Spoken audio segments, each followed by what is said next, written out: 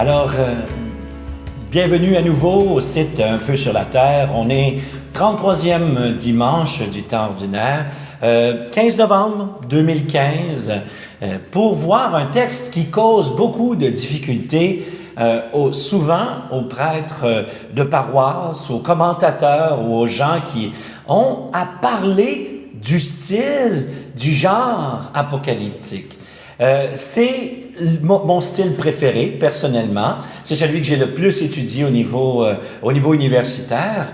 Et ce qui est fantastique, c'est quand on est initié à ce genre, à ce style-là, eh bien, c'est à tout l'univers symbolique et à tout le langage très puissant des prophètes qu'on accède. On accède ainsi à quelque chose de vraiment spectaculaire, extraordinaire, mais aussi qui sollicite l'imagination, la vision, la compréhension du monde. C'est un langage qui élargit le cœur et qui fait comprendre plein de choses intéressantes. D'abord, premier point sur le chapitre 13 de l'Évangile de Marc. Il y a deux grands discours dans l'Évangile de Marc, et il n'y en a pas d'autres. Contrairement à Matthieu, à Luc et à d'autres, l'Évangile de Jean, bien sûr.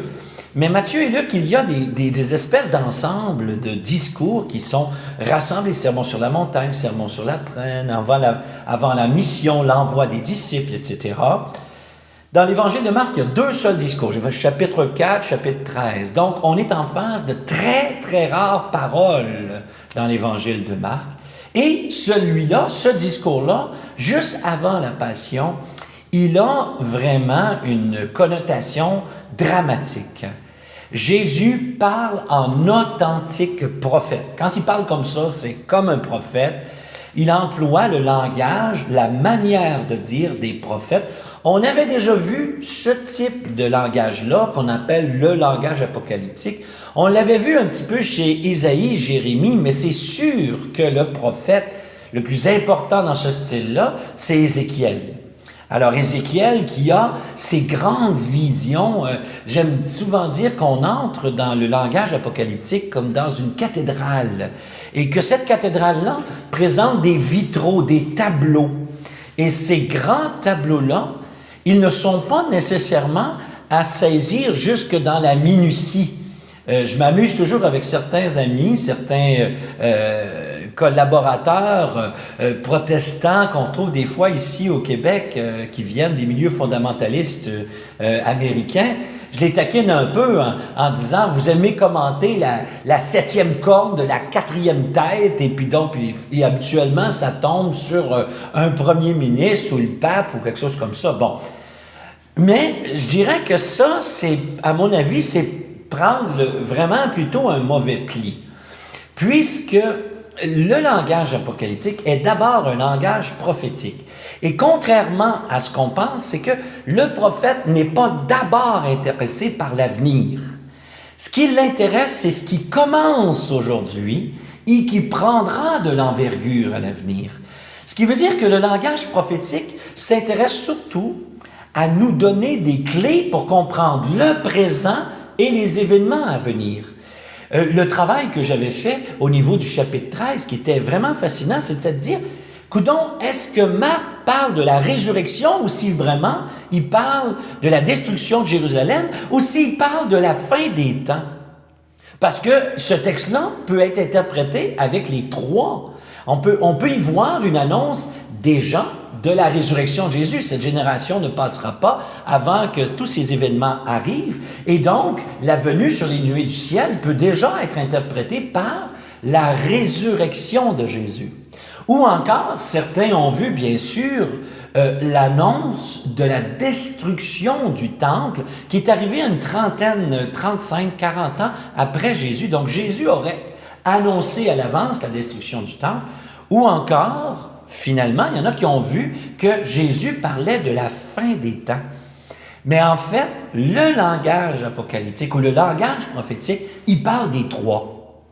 Il parle des trois parce qu'il parle de quelque chose qui est commencé maintenant et qui va aller en grandissant. Et cette progression-là, Jésus, elle, c'est le royaume qui est agissant, qui se déploie, qui grandit, qui prendra de plus en plus d'ampleur. Mais ce qui est important, c'est quelles conséquences pour nous?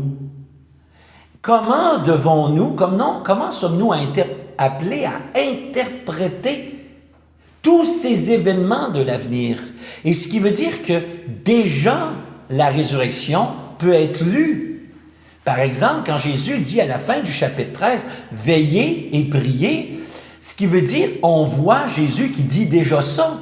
Lorsqu'arrive l'agonie, il dit déjà ça à ses disciples. Et en fait, les plus réguliers des parallèles qu'on peut faire entre le chapitre 13, c'est le récit de la Passion. C'est le récit même de la toute dernière Passion, le dernier repas, l'agonie et la mort de Jésus. Ce qui veut dire que déjà, Jésus réveille ses disciples, mais ses auditeurs aussi.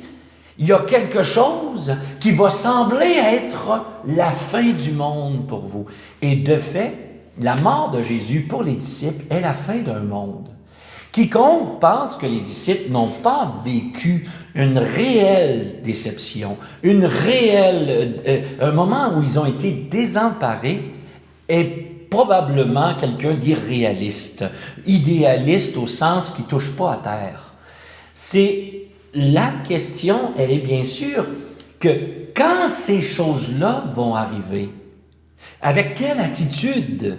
Quelle est l'attitude de celui qui est confronté à la mort de Jésus, mais quelques années plus tard, sera traîné en justice ou encore vivra la destruction de Jérusalem? Quand ton monde se détruit, quand le monde se détruira aussi, quelle est l'attitude du croyant, du chrétien? Est-il encore marqué par l'espérance? Et ça, j'ai déjà mentionné ça dans l'un de nos dimanches, cette distinction très, très importante entre l'espoir et l'espérance. Car l'espoir est enraciné dans je dirais une conclusion que l'on peut voir positive. Donc, j'ai espoir qu'on réussisse à trouver une médication pour le cancer parce que quand je regarde comment la société fonctionne, la recherche, il est réaliste de garder espoir parce que on va réussir à un moment donné à trouver comment vaincre un cancer et l'autre, puis peut-être on trouvera même la solution pour les cancers à un moment donné. Ça, c'est l'espoir, basé sur un avenir probable. C'est pas ça l'espérance. Car lorsqu'on décrit dans le chapitre 13, c'est vraiment lorsque tout espoir n'est plus permis. Reste-t-il encore de l'espérance qui est fondée sur quoi? L'espérance, elle est fondée sur la victoire acquise de Jésus. Donc, j'aime souvent dire que l'espérance est fondée sur le passé, tandis que l'espoir est fondé sur l'avenir. Donc, l'espérance, elle est fondée sur quoi? Sur une victoire acquise en Jésus-Christ, qui va faire que même si le monde s'effondre, le croyant reste, je dirais, sûr de Dieu. Maintenant, bien sûr, celui qui n'est pas exposé à des difficultés ou de la souffrance, ou ça, il peut dire ça en principe. Mais ce qu'on a d'espérance, de vraie espérance, c'est ce qui reste quand il n'y a plus d'espoir. Quand il n'y a plus d'espoir, le petit peu qui nous reste d'espérance, c'est celle-là qui est l'espérance théologale ou l'espérance qui nous vient de Dieu. Alors, c'est pour ça que la première lecture, ce dont elle nous parle, c'est de la résurrection. Elle nous parle de la résurrection d'abord comme étant, je dirais, quelque chose qui attend tous les êtres qui seront appelés par Dieu. Donc, on parle de cette résurrection qu'on va appeler collective. La résurrection collective, bon, certains pour le salut éternel, d'autres pour la damnation éternelle, etc. Ce qui est complètement désarçonné les disciples et ce qui a complètement désarçonné le peuple de Dieu, c'est bien sûr le fait qu'il y ait Jésus qui ressuscite tout seul. C'est-à-dire, il n'y a pas rien qui préparait les disciples à une résurrection individuelle. Il n'y a rien qui préparait les disciples de dire « Ah, Jésus y est ressuscité, mais comment ça se fait que les autres ne sont pas ressuscités? Il me semble qu'on devrait être à la fin des temps. » Oui, oui, tu es dans le commencement de la fin des temps. Jésus a initié quelque chose et c'est là que sa parole est authentiquement prophétique. C'est qu'elle nous dit, il y a quelque chose qui vient de commencer. Il y a quelque chose qui va basculer. Mais ce basculement, il est définitif. Il ne reculera pas. Et donc, il y a quelque chose qui vient de pivoter, il y a quelque chose qui vient de changer radicalement. Et ce changement radical-là nous amène à relire tous les événements historiques, mais dans une nouvelle lumière. Alors, ce qui veut dire que concrètement, nous allons tous vivre des situations, où nous avons l'impression que le mal est en train de vaincre le bien. Le mal, les structures sociales, les structures économiques, les structures politiques qui vont à l'encontre de la dignité humaine, le mal est en train de vaincre. Ça, c'est la première lecture. Maintenant, le deuxième regard ou le second regard, le regard de foi, va dire « Ah non, ce n'est pas la victoire du mal, parce que la victoire du mal, elle est déjà réglée. C'est déjà terminé, la victoire du mal. Ce sont les douleurs de l'enfantement.